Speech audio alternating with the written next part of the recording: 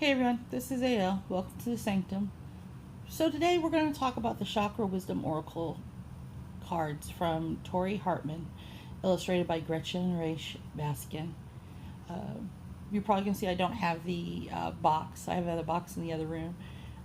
And I'm feeling a little bit lazy to go get it. Actually, it's not lazy as much as it is as I was in the hospital the other day, and I'm supposed to take it easy, but I wanted to make sure I get this video done.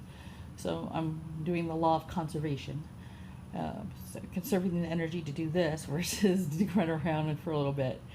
But I wanted to do a review and with this deck because I worked with this deck for a while, and I waited to do a review because when I started the channel, this was actually one of the reasons why I wanted to do this review. One, Tori Hartman and her whole website is fantastic. If you've never been to Tori Hartman's website for the Chakra Wisdom Oracles, you must go there. I'll put a link below. There's so much you can learn, and she has some free videos to help you learn about each color of the chakra, which has been amazing to do. I learned so much from those videos. She also has some courses that you can take if you want to become certified for her, to become a chakra wisdom interpreter. And as a person, I mean, she has an awesome YouTube channel, which I'll put a link to as well. But honestly, truthfully, this deck is unique. And the first time I held it in my hands, I was like, huh. Like, no, seriously. I was like, huh. And I deliberately, when I first got this deck, I'd left the cards as is, all the same colors, in line. While I looked at the book. And then I turned around and I shuffled the deck. Now, here's the kicker. The way I shuffle should have put some in reverse. Notice the way that these are all sitting here.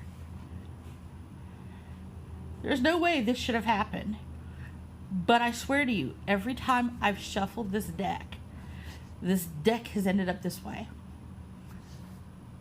I don't know why. It just has. And I just go with it. Yeah, I don't know why. I don't know how. The past 2 weeks, every time I've shuffled the deck that way, it has come up that way. So I'm done fighting the deck, obviously. It is telling me it has reasons for it, and I'm going with the reasons for the season. Eventually, it will decide that it's going to do whatever else it's going to do, and so be it. So I'm going to show you some of the cards, and then I'm going to show you some of the inside the book.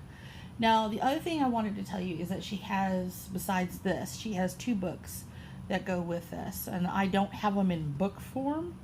I actually have them on my Kindle app, and they are fabulous. One is a toolkit to help you know the stories behind the making of this cards, the stories that actually help create and go deeper into learning about this whole card set. The other one is learning how to read these for yourself and for your friends and family and such. And both books are absolutely stunning. They're great to do. I cannot recommend them enough. So let's go take a couple here, and we're going to go through and look at them. And one of the things that's really stunning about these cards is the color. So I wanted to show these to you. So the first one here is growth. Look at that. Look at the color. Look at the depth. Enjoy. Look at that. Confusion. And you see that each one's outlined by a color. And each color outline is a chakra color. And there's creation. A miracle. And guilt. perfection. First time I ever saw this card, I was like, what the? But then I read the thing on it, and I was like, oh, that's just awesome. Impatience. No, I'm not impatient. You're impatient. And then the very first card that comes in the book is also this card, which is renewal, which is geranium. And I'm going to read this to you because this card itself, it's going to change the way that you look at yourself. It's going to change the way that you look at geraniums too, but also in the sense of the way that you are going to perceive things around you. And service. And balance. Enlightenment. Mysticism. Isolation. So those are just a few of the cards to let you look at. So, but you see how brightly colored they are, how outstanding they are, and just the way that they look. Now, I'm going to show you some of the book. And by the way, the book inside the book, just so you know, it's color. It is stunningly colorful. And they go over the introduction about how to set your intention with the card, meditating with the card. And here's the coolest thing ever. Each chapter section, when you get to each color area for the chakras, it shows you the colors, the overall impressions, the keywords to think about for that colors section, and how to manifest your intention with that, which it's so helpful, especially if you're doing like a card a day, which I would seriously recommend that you do. And then she gives you a section here. Tori is so awesome about this. She gives you a section that gives you a brief overview of every single card in each section. So if you don't want to go through each individual page, you can come to each section and pull and be able to look at the card and just go through the information that way. Now, I told you I was going to go and have you look at the renewal card. And look at that color card. And it talks about that the legend, which is geranium's leaves shrivel and are stolen by the wind. She is pried from her pot and is deeply saddened when she is thrown away. But when she awakens, she is blooming once again. Now she lives in a large park, a former landfill site, surrounded by lush greenery, and her roots reach deeper than ever before, opening her to the possibilities of her new life. The inspiration. What appears to be an end may not be one after all. This may turn into a remarkable opportunity. Trust that whatever is coming is better than what you have known to this point. Personal inquiry. Am I positive in the face of change or defeated? Am I ready to step into the new me? Key ideas. Sourcing from a more beneficial place. Feeling in the dark. Change in circumstances, unexpected blessings, keywords, regeneration, awakening, and fortune. And then she provides you with a meditation to do as well, which is just amazing when you think about it. So I love it. And I love the fact that like under perfection, it says righteous raspberry. I died when I saw that. I laughed. Okay, so this is one of the reasons why I just wanted to let you see that, because so when you see that, you're like, yeah, that's what I'm talking about. Righteous raspberry. But yeah, each card in here, like blue cards at a glance, bittersweet. And you discover that as you go through, that she even gave you a chapter for the layouts. I'm like, oh my God, really? Cool. More spreads. I can never have enough spreads. Even though I love creating my own spreads, dude, you want to provide me with spreads to try? Excellent. So like there's the 2-card spread, a 3-card spread, an intention layout, how to use that intention layout, what it does to help you with, the purpose of your intention. What about an intention for love? So I mean, these are amazing, the things that she does. Removing blocks, intention for wealth, a career path, the chakra layout, which I think is absolutely important as all get out to be able to do, especially with these cards. And I would recommend that you do that layout. If you get these cards, then I would recommend these cards. Definitely a 10 out of 10 here for you. To do this layout at least once a month for yourself. Especially if you do like I do a chakra meditation to clear myself anyway. This is a great way to get that started. So she even gives you a sample reading of what to expect. So, how to go about that reading.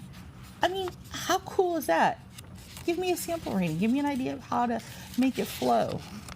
She even gives you an index. I love indexes.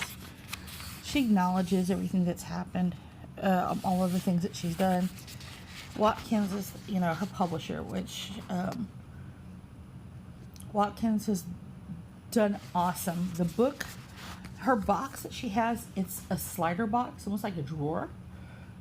That box rocks. Like, seriously, dude. I love the box. Yeah. The reason why I actually keep her deck in a special pouch is because I don't want to ruin the box, because the box is that cool. So, which tells you something, that when it gets time to take the deck and put it away for a little while, that it'll go in the box to be kept, to be stored. But yeah, so this is an awesome series. So let's take a look. Let's do a 3-card pull. Just get an idea of what to do for the... Actually, let's not do 3 cards. Let's do a 1-card pull. We're gonna do an intention work here. So the intention is going to be, what do we need to know for this new month of October? Go October. So we're gonna put the cards here. Oop, no falling cards allowed. And we're gonna pick a card. Oh. So the card we picked is release.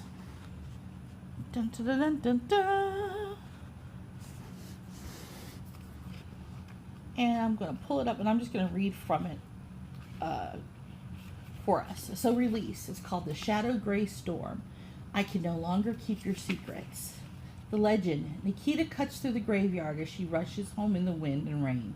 She is terrified when Shadow Gray Storm appears and speaks in her own voice, repeating painful things she has said to herself and others. It's all your fault. I'll never forgive any of you. As she listens in the rain to her own words, she learns it is she who has been making herself miserable. She leaves the graveyard with a changed heart, ready to forgive herself and others.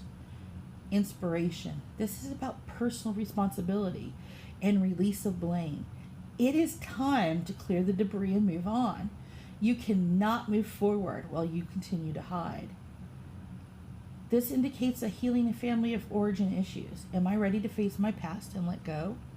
Key ideas: release, dwelling on the past, righteous anger, changing consciousness, judgment day, seeing clearly, hidden truth, great discovery. The keywords are healing, remission, and integration. And the meditation is this. To do this meditation, you must have no distractions. Shadow Gray Storm simply asks that you sit and listen.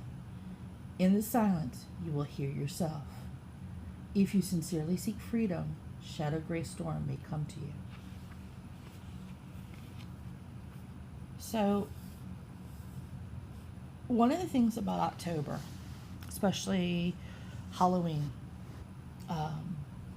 which we call Samhain if you're a practicing druid, is that it's the Celtic New Year.